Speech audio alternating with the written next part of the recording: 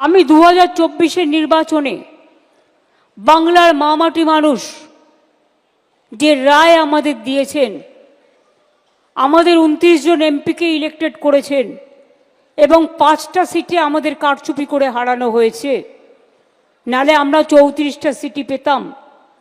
এবং আমাদের কিন্তু আজকে রাজ্যসভা এবং লোকসভা নিয়ে মনে রাখবেন আমাদের 42টা আসন আছে এবং একমাত্র দল তৃণমূল কংগ্রেস যাদের লোকসভায় নির্বাচিত সাংসদ মেয়েদের সংখ্যা হচ্ছে 39%, যেটা আর কোথাও নেই।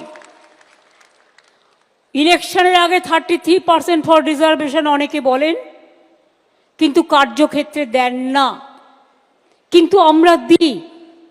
তার কারণ আমরা দিই মানে হারা সিটে দিই না, আমরা দিই যেখানে সে জিততে পারে এবং জেতার জন্য কাজটা করা হয়।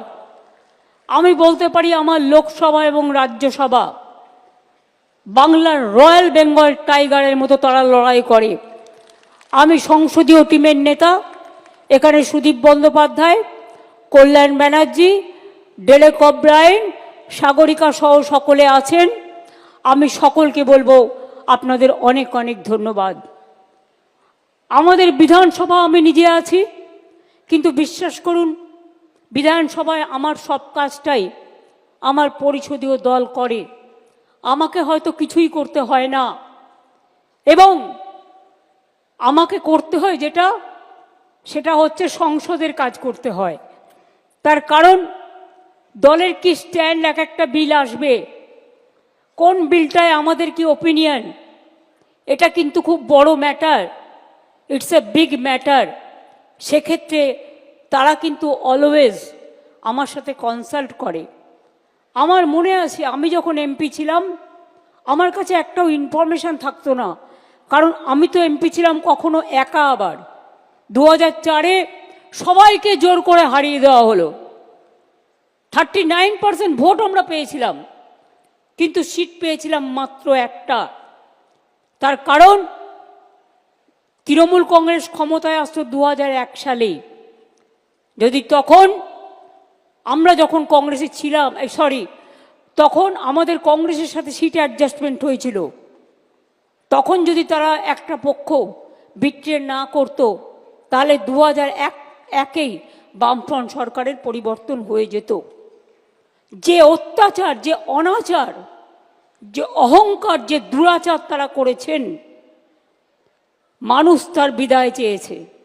আমাদের মনে রাখতে হবে আমরা দিনে কি করছি, রাতে কি করছি, মানুষ কিন্তু আমাদের পাহারাদার। আমরা যেমন তাদের জন্য লক্ষ্য রাখি, তারাও কিন্তু আমাদের কর্মীদের জন্য লক্ষ্য রাখেন। আমি সেই কর্মীকে পুরস্কৃত করতে চাই যে কর্মী কোনো কিছু চায় না, কিন্তু বুথের দিন এজেন্ট হয়ে গিয়ে একেবারে বুক বাজিয়ে লড়াই করেন, এবং লড়াইটা করেন পিস্তলের সামনে দাঁড়িয়ে।